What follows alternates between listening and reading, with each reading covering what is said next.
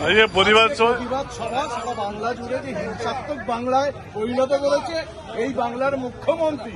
বাংলা এগিয়ে একথা আমরা বলতে পারবো না। বাংলা এখন হিংসাত্মক বাংলা হয়েছে, বাংলা এখন গণধর্ষণের বাংলা হয়েছে, বাংলা এখন খুন খারাপির বাংলা হয়েছে। তার বিরুদ্ধে প্রতিবাদ জানাতে আজকের এই প্রতিবাদ সভায় রুদ্রনীল ঘোষ বিশিষ্ট অভিনেতা, নির্দেশক, পরিচালক এবং সজল ঘোষ বিশিষ্ট ভারতীয় জনতা পার্টির মুখপাত্র তারা এসেছিলেন।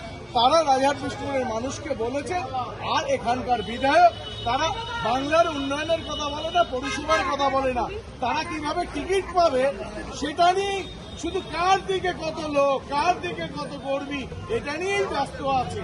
তো এগিয়ে বাংলা মানে হিংসাত্মক বাংলা, এগিয়ে বাংলা মানে তৃণমূলের স্বার্থের বাংলা, চুরির বাংলা, পরিকম্মে খাওয়ার বাংলা।